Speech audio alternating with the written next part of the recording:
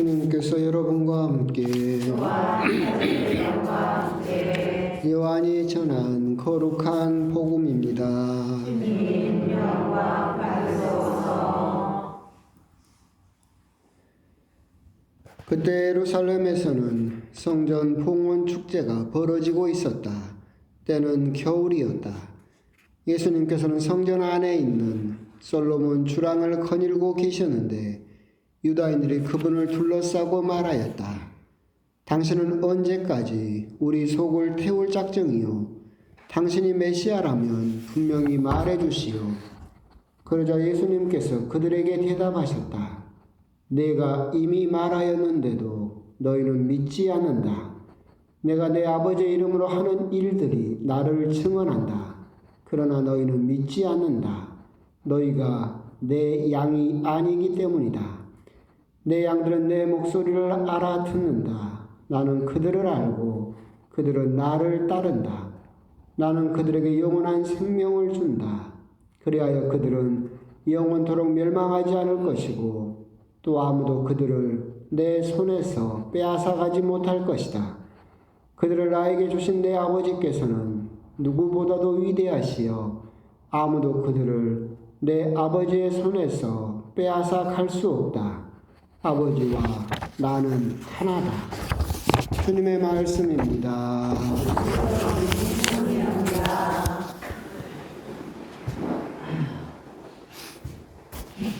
참 예수님.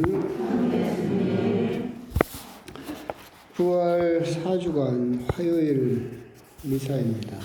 비가 오고 아주 꾸물꾸물 그렇습니다. 비가 부쩍 더 많이 오는 것 같은 그런 또 2024년 봄인 것 같습니다. 오늘 독서는 사도행전의 말씀입니다. 그러면서 사실은 우리가 그냥 넘어갈 수 있는 부분이었지만 복음에서 성경에서 맨 처음으로 이제 예수님을 믿는 사람들을 안티오키아 교회에서 그리스도인이라고 불리게 되었다라고 기록을 하고 있습니다. 여러분들 사도행전을 보게 되면 베드로가 고발을 당했을 때 가물리엘이라는 랍비가 유명한 바오로의 스승이었던 그 랍비가 나서면서 예수님을 믿는 이 사람들을 새로운 길을 따르는 사람들이라고 지칭을 하고 있었습니다. 그러니까 그 말은 무슨 말이냐면 아직까지 그때까지는 예수님을 믿는 사람들이 유대교 안에서 새로운 길을 따르는 사람들이라고 그렇게 불리고 있다가 이제는 안티오키아 교회에서 처음으로 그리스도인이라고 불리게 되었다라고 하는 것은 이제 유대교와 완벽하게 갈라지게 되었다. 그래서 많은 사람들이 유대교가 예수님 믿는다고 생각하는 사람들도 있는데 유대교는 예수님을 믿지 않습니다. 예수님을 그리스도라고 믿지 않고 하지만 그리스도인이라고 불리는 이 새로운 길을 따르는 사람들은 예수님이 그리스도이시다라고 하는 것을 믿고 있는 사람들이다. 이렇게 분리되었다라고 하는 것을 사도행전에서 은연중에 여러분들에게 알려주고 있다라고 생각하시면 되겠습니다. 그러면서 이제 요한복음이 봉독이 되었고 예루살렘에서는 성전 봉헌 축제가 벌어지고 있었다. 때는 겨울이었다. 성전 봉헌 축제가 우리로 따지면 12월이기 때문에 당연히 겨울이었을 겁니다. 성전 봉헌 축제는 여러분들이 이제 성경 공부를 하시면서 벌써 다 잊어버리셨겠지만 이스라엘 민족을 괴롭히는 다니엘서를 여러분들이 보시다시피 큰 제국들이 있었죠. 기억하십니까? 아시리아, 바빌로니아, 페르시아, 그리스, 로마. 벌써 가물가물하죠. 근데 이제 이렇게 그 제국들과의 관계 속에서 이스라엘의 역사가 이어지게 되는데 이스라엘 역사는 뭐 자기들은 하느님으로부터 선택된 특별한 민족이다라고 주장을 하지만 사실 이스라엘 민족은 자기 스스로 독립했던 시기는 3번밖에 없습니다. 그러니까 사울, 다윗, 솔로몬 그때 그 후로 그래서 북쪽의 이스라엘 왕국은 대략 한 200년 정도 남쪽을 한 340년 정도 그 정도 그때 잠깐 독립했었다가 계속해서 아까 말씀드린 제국들에 의해서 점령당하고 핍박받고 그리고 종속되는 식민지의 시대를 계속 살았었죠. 그때가 그러니까 한 번의 독립 시기였죠. 그러다가 두 번째 독립하는 시기가 있었어요. 언제입니까? 그렇죠. 그래도 기억하시는 분이 계시네. 그리스 알렉산더 대왕 이야기를 그때 했었었죠. 그러면서 그리스 제국이 또한 이스라엘과 팔레스타인을 지배를 할 때 거기에 독립전쟁을 일으켜서 일어난 사람들이 마카베오 집안이다라고, 마따디아 집안인데 마카베오는 유다를 지칭하는 망치 별명이었죠. 그래서 마카베오서를 여러분들이 읽어보시면 그 당시에 배경 역사를 보실 수 있는데, 그 마카베오서를 보다 보면 유다 마카베오가 그 당시에 이제 그리스인들이 성전에다가 제우스 신상을 세우고 성전을 더럽혔을 때 그 성전을 다시 되찾았다고 그랬죠.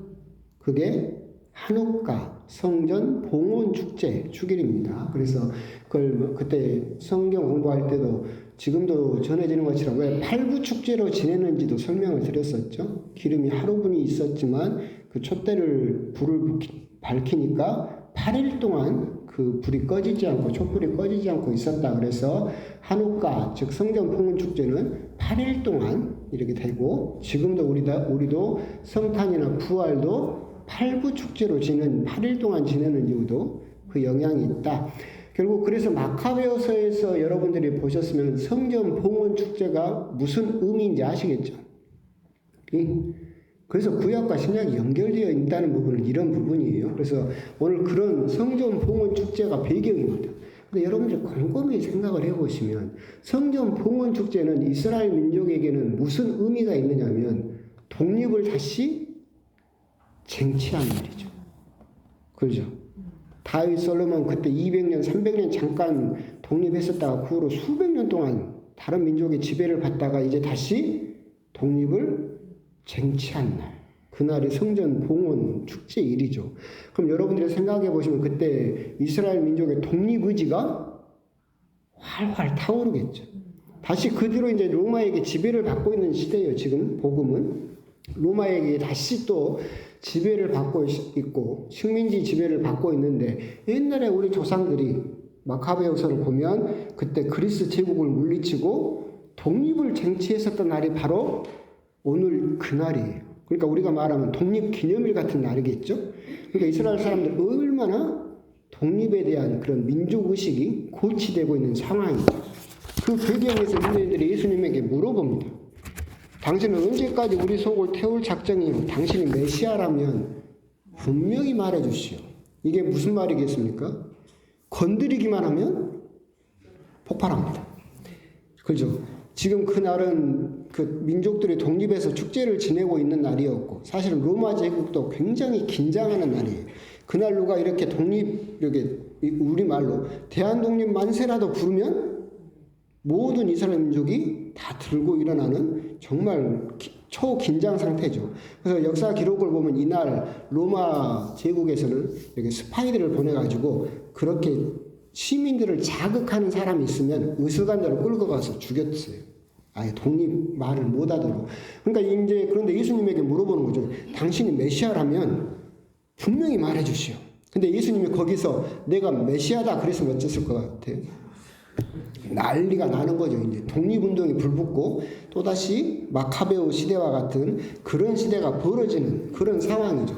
보기에는 성경 봉헌 축제이고 조용한 것 같지만 여러분들이 이런 성경 배경 지식을 알고 나면 오늘 이 질문이 예수님에게 얼마나 위험한 질문인지 알 수 있겠죠. 거기서 정말로 예수님이 직접적으로 내가 그 메시아다, 너희들이 기대하고 있는 다윗 왕조를 다시 되살릴 그런 메시아다라고 하는 순간 바로 반란이고 독립전쟁이 벌어지는 상황이죠. 근데 예수님의 대답은 그들이 원하는 대답을 해주지 않으시죠. 결국 그 사람들이 원하고 있는 것은 뭐냐면 또다시 마카베오 시대와 같이 독립전쟁을 일으킬 독립의 지도자를 원했죠. 그리고 자기들이 바라는 왕국은 하느님의 왕국이 아니라 인간들의 또다시 힘을 가진 제국을 원하고 있었고 예수님께서 바라시는 나라는 결코 그런 나라가 아니었기 때문에 그들의 질문에 대해서 이렇게 사실은 거절하시는 대답을 하고 계시면서 당신의 정체를, 그러니까 그 사람들은 인간적인 시각에 매여서 인간적인 메시아만을 바라고 있었지만 예수님의 정체는 그것을 뛰어넘는 아버지와 나는 하나다. 엄청난 이야기입니다. 이 말씀은 결국 앞부분에서 계속해서 하고 계셨던 내 살을 먹고 내 피를 마시는 사람은 영원히 살 것이다. 내 살을 먹고 내 피를 마시는 사람은 내가 그 사람 안에 머무르고 그 사람은 내 안에 머무르게 될 것이다. 그러면 영원한 생명을 얻게 될 것이다. 그렇게 예수님의 살과 피를 먹는 사람이 영원한 생명을 얻게 되는 근거가 뭐예요? 아버지와 나는 하나다. 그냥 인간적인 살이나 인간적인 피나 인간적인 몸이 아니라 아버지와 나는 하나다. 즉 예수님의 살과 피를, 예수님의 몸을 먹는 사람은 누구를 먹는 거예요? 하느님을 먹는 것이다. 옛날에 제가 잠깐 그런 적이 있었잖아요. 우리들은 이렇게 어떤 존재를 구분할 때 먹는 걸로도 구분한다고 그랬었잖아요. 그래서 고기를 먹는 동물을 육식동물이라고 부르고, 풀을 먹는 동물을 초식동물이라고 부르고, 다 먹는 동물을 잡식동물이라고 부르죠. 인간은 잡식동물이죠. 근데 그 중에서도 여러분들은 그 잡식동물을 벗어나서 또 뭐까지 먹어요? 하느님까지 먹죠. 그래서 여러분들은 무슨 존재예요? 신식동물.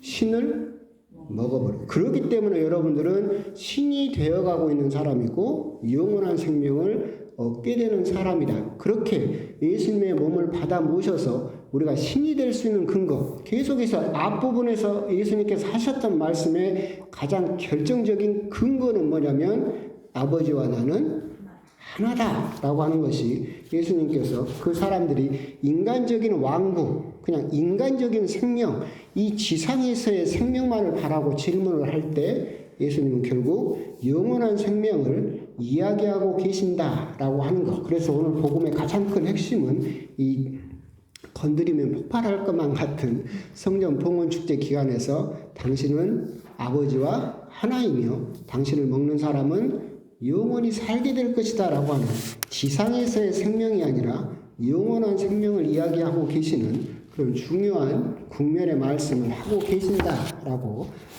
그렇게 또 생각하시면 되겠습니다. 그러면서 오늘 질문에서 복음에서 한 가지 이제 묵상해 볼 만한 거리는 저는 그거라고 생각을 합니다. 유다인들이 그분을 둘러싸고 말하였습니다. 당신은 언제까지 우리 속을 태울 작정이요? 당신이 메시아라면 분명히 말해 주시오라고 이야기를 하고 있습니다. 세상에서 이렇게 답을 정해놓고 물어보는 사람을 뭐라고 말하냐면 답정너라고. 답은 이미 정해져 있어. 너는 그 답만 말하면 돼. 딴 말하면 안 돼. 당신이 메시아라면 분명히 말해 주시오. 이 사람들이 원하는 답은 뭐예요? 내가 메시아다 라는 이 답만을 정해놓고 물어보고 있는 거죠. 답정너. 세상에서도 정말 많은, 저도 그렇겠지만 여러분도 많이 그러죠. 답정너가 가장 많이 쓰는 그 언어 습관이 뭔지 아세요? 아니에요. 아니. 누가 말을 하면 아니, 내 말은 아니 그런데, 아니 그러니까. 답정너들이 제일 많이 쓰는 언어 습관이 아니에요. 아니라는 말을 자주 쓴다는 말은 뭐냐면 답은 이미 정해졌어요. 너는 내 말대로 해 라는 것이 그렇게 정해져 있는 거죠. 오늘 유다인들도 답정너의 모습을 보여주고 있어요. 그런데 이걸 신앙적으로 생각을 하게 되면 우리 역시도 기도를 할 때 답정너로 기도할 때가 많이 있죠. 답을 이미 정해놨어요. 기도를 할 때. 그죠? 그래가지고 이 답이 틀리면 내가 틀린 거예요? 하느님이 틀린 거예요? 하느님이 틀린 거예요. 근데 이제 우리 한국 사람들은 특히 그게 더 심해요. 왜 심하냐면 어렸을 때부터 지금까지도 여러분들은 무수히 많은 시험을 거치면서 뭘 맞히는 연습만을 하고 있어요? 정답. 모든 문제에는 정답이 있어요. 그래서 우리들은 평생 뭘 맞추기 위해서 노력해요? 정답을. 인생에 정답이 있습니까? 없어요. 신앙에는 정답이 있어요? 없어요. 근데 여러분들은 몸에 배인 습관이 계속해서 뭔가 정답이 있을 것이다라고 생각을 해요. 그 정답은 누구만 알고 있어요? 나만 알고 있지. 하느님은 몰라. 답이 정해져 있다니까? 답은 정해져 있어. 누구에게? 나에게. 그럼 하느님도 이 답을 맞춰야 되지. 나는 이미 답을 정해놨어. 근데 우리가 아까 말씀드린 바 우리들은 정답을 가질 수 없는 존재예요. 우리들이 가질 수 있는 답은 뭐예요? 해답이에요. 그걸 풀어내는 방법을 가질 수 있을 뿐이지 정답을 우리들은 가질 수가 없어요. 답정너적인 신앙은 뭐냐면 하느님에게도 답을 정해놓고 내가 답을 정해놓고 이것을 이루어주기를 바라는 것이 답정너의 신앙이죠. 그죠? 그런 부분을 우리가 한번 곰곰이 또 묵상을 해볼 필요가 있어요. 결국은 기도를 하게 되면 우리들은 어떤 식으로 기도를 하냐면 정답을 정해놨다라고 하는 것은 내가 기도를 하면 열매가 떨어지길 원해요. 빨갛게 익어가지고 즉시 먹을 수 있는 답을 원하죠. 근데 우리 신앙에서 영성에서 항상 하는 이야기는 기도의 응답은 열매로 오는 것이 아니라 씨앗으로 온다라고 항상 이야기를 해요. 우리가 기도를 하게 되면 하나님께서는 그 기도의 응답을 우리에게 씨앗으로 주세요. 그럼 그 씨앗은 누가 길러내야 돼요? 우리가 길러내면서 해답을 찾아내야 돼요. 근데 우리는 기도를 하면 정답을 정해놓고 기도를 하면 열매가 떨어지기를 바라요. 그러게 되면 내가 기도를 해도 하나님이 내 기도를 들어줬어요? 안 들어줬어요? 안 들어줬다고 생각해요. 하나님은 여러분 기도에 응답을 했어요. 그런데 여러분들이 정한 답이 아니고 여러분들이 원하는 것처럼 그냥 열매로 떨어지는 것이 아니라 씨앗으로 주어지는 건데 우리들이 그것을 거부하는 거죠. 그렇기 때문에 우리들은 오늘 유다인들이 당신이 메시아라면 분명히 말해 주시오.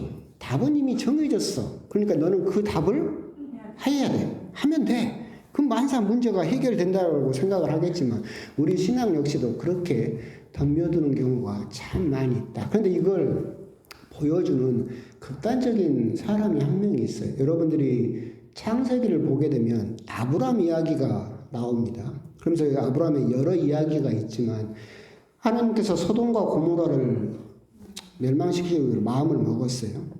그래서 소돔과 고모라를 가십니다. 아브람이 쫄래쫄래 따라가면서 계속 간청을 하죠.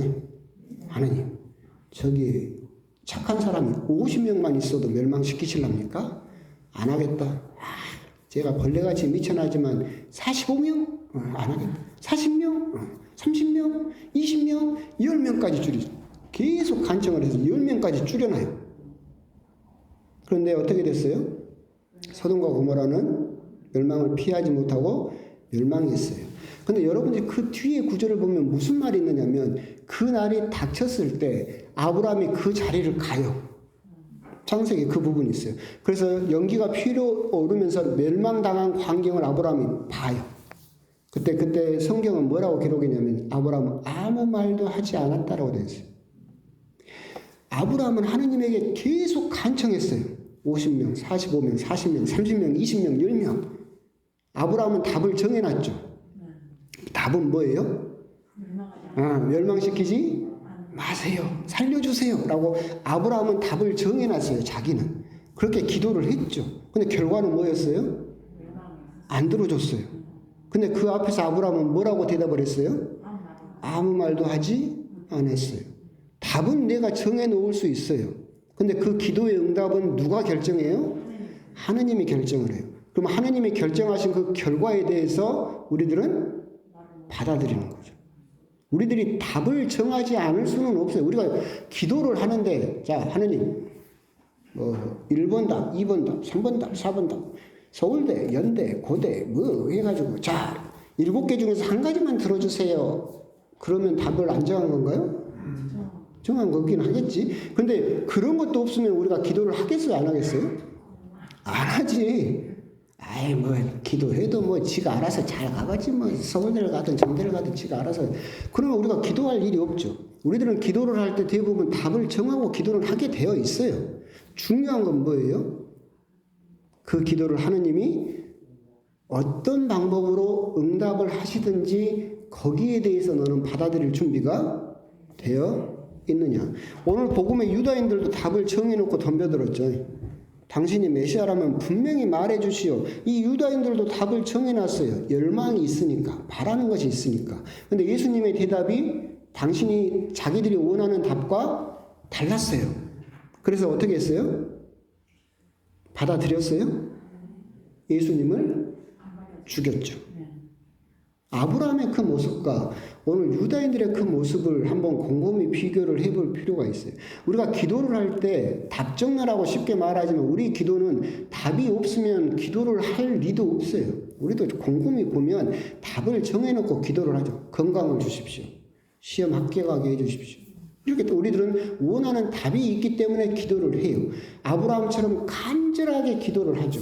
근데 하나님의 응답이 내가 원하는 답과 다른 답이 왔을 때 과연 우리들은 아브라함처럼 행동할 것인지 아니면 예수님을 죽여버리는 유다인처럼 행동할 것인지 거기에 따라서 우리 기도에 대한 응답이 다르고 우리 구원에 대한 대답이 달라지게 된다라고 하는 겁니다. 결국은 곰곰이 생각을 해보면 답정너를 우리들은 벗어날 수 없지만 오늘 복음에서도 나와 있는 것처럼 그 내가 정한 답이 아니었을 때 나는 과연 하느님에게 어떤 응답을 할 수 있겠는가, 어떤 응답을 하고 있는가, 그런 부분에 대해서 한번 또 곰곰이 묵상을 해 보셨으면 좋겠습니다. 아멘.